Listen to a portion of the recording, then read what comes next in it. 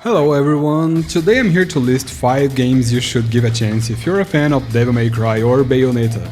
And of course tell you why you should play Bayonetta if you're a Devil May Cry fan and vice versa.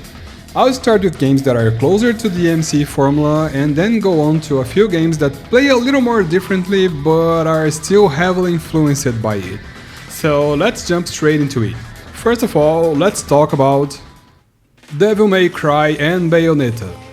Back in 2001, during the PlayStation 2 era, the first Devil May Cry was created by Hideki Kamiya, and quickly became a huge hit, being deemed as a genre-defining game and one that also became one of the biggest influences for basically every other fast-paced action game that came after it. Edgy, funny and exaggerated characters, fast-paced action, a great combo system and an immensely satisfying combat are some of the things we can say about the series. One generation later, Hideki Kamiya created Bayonetta for PlayStation 3 and Xbox 360, bringing back basically everything that made DMC a huge success, but this time with a witch named, well, Bayonetta, as its main character. Both games share a lot of elements and are even implied to take place in the same universe. I've talked more about this on my video about Devil May Cry chronology, so be sure to check it out. Aside from the lore and universe, both games also share a very similar gameplay and general structure. Fast combos mixing melee with gunplay, technical combat, different weapons, upgradable skills, also the same kind of edginess, humor and exaggeration and so on. In other words, everything there is to love in one of the series you'll also find on the other. There is absolutely no reason you shouldn't play Bayonetta as a DMC fan and no reason you shouldn't play DMC if you're a Bayonetta fan. Now, if you already played both DMC and Bayonetta, let's talk about other games you should try next. The first one being Ninja Gaiden 2 Black, released in 2025 for PlayStation 5, Windows and Xbox Series. This is actually a remaster. The original version was simply called Ninja Gaiden 2 and was released for X360. Then we had a port called Ninja Gaiden Sigma 2 released for PlayStation 3 and PS Vita. This same Sigma 2 was remastered and released on the Ninja Gaiden Master Collection, released for basically every modern platform, and then finally Ninja Gaiden 2 Black, which is the most recent version, mixing elements from previous editions and featuring enhanced visuals. So, Ninja Gaiden was somewhat a competitor to the Devil May Cry series, with the first game being released for the original Xbox. I won't lie, I'm not really a fan of the first Ninja Gaiden, which is why it took me so long to give Ninja Gaiden 2 a chance. And I only got to play it when the black version was released. But if I actually knew how superior Ninja Gaiden 2 was when compared to the first game, I would totally have played it before. Fluid and fast-paced combat, tons of different combos and weapons, endless action and violence, simple yet effective level design with hidden items to find, and depending on the version you're playing, 3 more playable characters and even a cooperative mode. Plot-wise, I can't really say it's good, but then again, this isn't really the reason people usually play games like Ninja Gaiden, and it's not really a downside when the gameplay is so freaking good like this. Metal Gear Rising: Revengeance, released originally for PlayStation 3 and Xbox 360 in 2013 and later released for PC.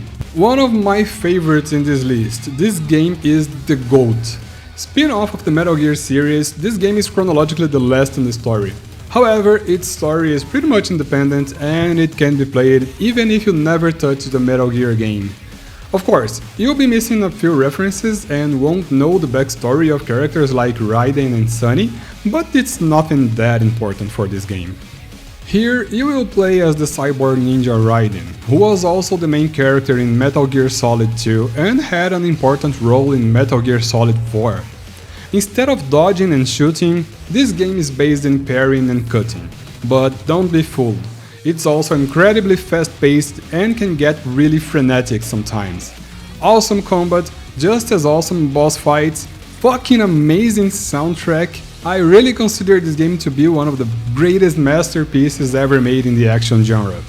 Originally, it was criticized for not having a deep and philosophical story, no intricate stealth gameplay and not being worthy of the Metal Gear name, but Time made this game justice, and now more and more people love it. And just like Devil May Cry, this game is an infinite source of memes. It's been more than 10 years and yet people still make memes about this game on a daily basis. It never ends. Anyway, even though the gameplay is a bit different from DMC and Bayonetta, there is a lot to love in this game if you're a fan of both. Onechambara Origin, released originally for PlayStation 2 but with a remake for PlayStation 4 and Windows released in 2019. Originally part of the Simple series in the PlayStation 2, which was a series of, well, simple games made with a low budget and sold with a low price tag, this one actually stood out because even though it was simple and short, it had quite a fun combat system.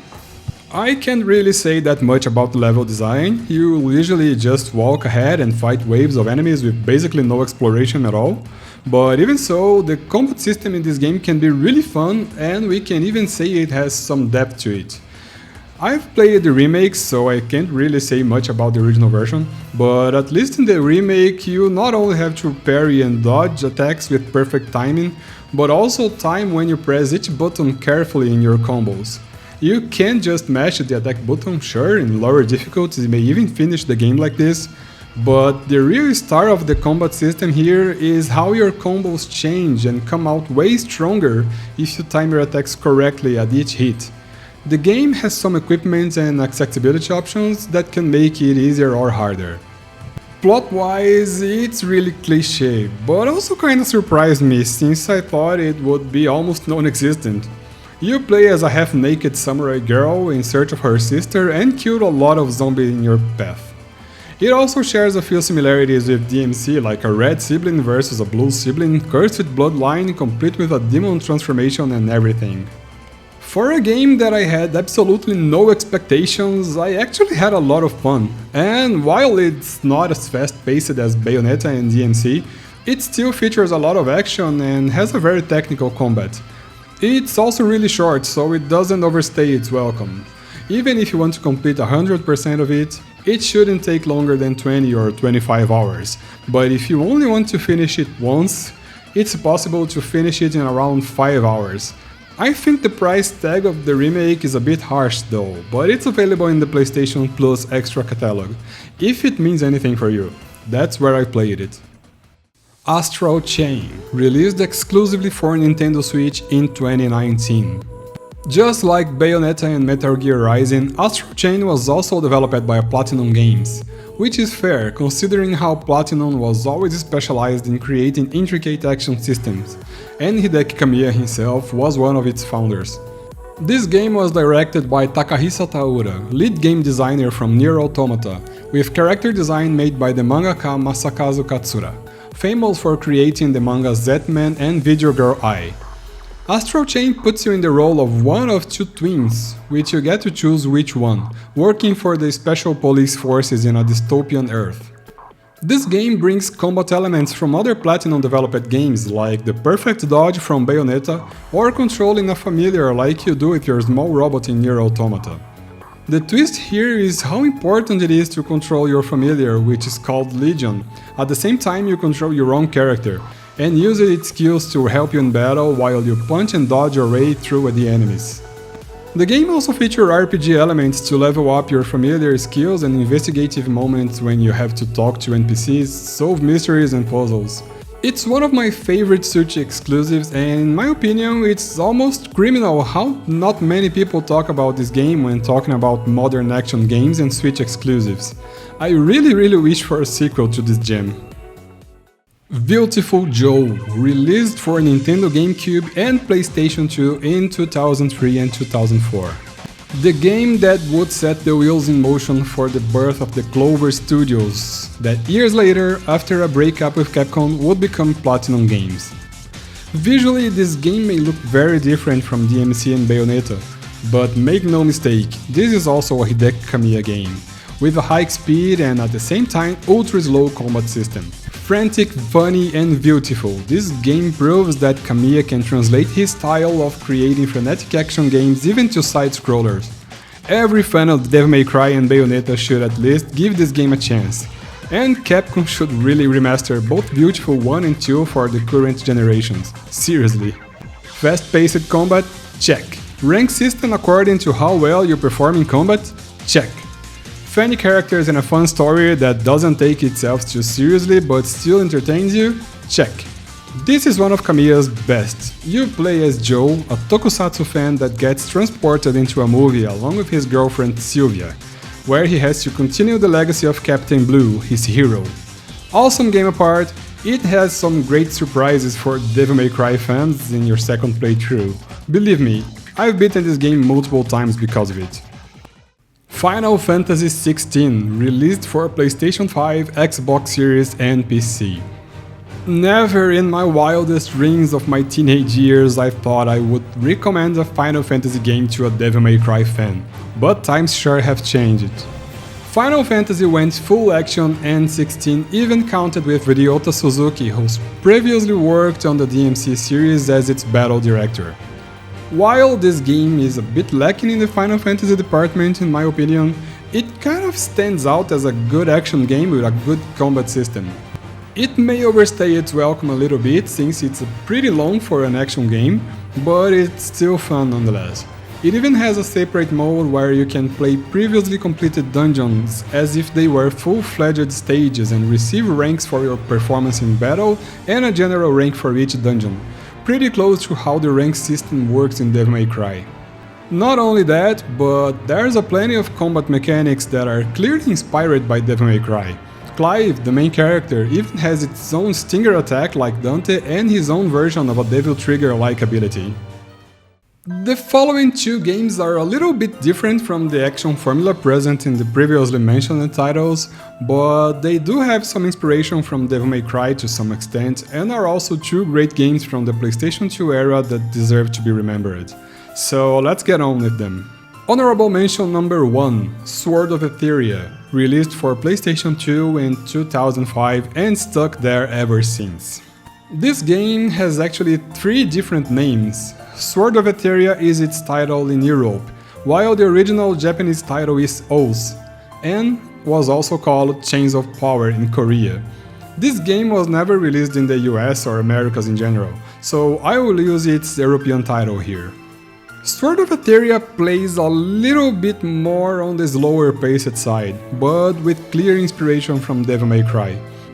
On the same way that DMC is loosely, and I say really loosely, based on the Divine Comedy, Sword of Etheria is also just as loosely based on the Wizard of Oz. No wonder the Japanese title is actually Oz. In this game you play as Phil, a white-haired dude in red clothes. Familiar, isn't it? Fighting against the gods to save his little sister, Dorothy. The game is surprisingly heavy on the story portion compared to the other games on this list. I would even say this game is more like an action RPG with a leveling system and equipment, DMC-inspired combat but slower and more technical, where you have to juggle your enemies around your party members to build up a special gauge and unleash your deadly moves. Overall, the game actually feels like a mix of Devil May Cry, Musou-like games since the stages are pretty much open maps with waves of enemies and RPG elements, including branching paths and multiple endings. The OST also deserves some recognition here, as it was composed by Michiru Yamane, the same person responsible for the soundtracks of Castlevania Symphony of the Night and every other title in the series that came after it. I consider this to be a rather underrated or at least underplayed game, since it's not really well known, and even though the critics were a little negative about it, it seems to receive a lot of love by the few people who actually played it. It's a shame it was never released in the Americas and never received any kind of sequel. If you can afford a PS2 and find an used copy, or if you can just emulate it, I totally recommend you to at least try it out. It may feel a little clunky in the beginning, but the combat system turns out to be pretty satisfying on the long run. Honorable mention number 2, Castlevania Lament of Innocence. Released originally for PlayStation 2 in 2003, it's still not available on modern platforms. This one's more for the fans of Devil May Cry 1 than anything else. Also on the slower side, as a Castlevania game, it has much more emphasis on the exploration than Devil May Cry, except maybe for the first Devil May Cry, since it's also had some focus on exploring the mansion and the island, leaving you free to come and go most of the time instead of simply going forward. Chronologically, this is the first Castlevania game in the entire timeline, and it was also the first attempt at making a new 3D Castlevania after the two Nintendo 64 games. Considering how bad both 64 games were received, Lament of Innocence actually did a good job, taking inspiration from Devil May Cry's gameplay but adding in typical Castlevania elements such as exploration, sub-weapons, the whip as the main weapon, a gothic setting and some platforming sessions. In my opinion, it's a great addition to the series, staying true to the essence of Castlevania while also making it clear how Devil May Cry influenced the new 3D formula used in this game. And honestly, back then there was no better game to use as an inspiration for this than DMC. So, this is it for today's video. Did you know all of these games? Can you think of any other games to recommend for this list? If you're enjoying my content, consider helping me through my Ko-fi page. You can also help me by liking, commenting, hyping and sharing this video. Don't forget to like and subscribe and turn on the notifications for more lists like this and more gaming content. Thanks for watching and see you next time!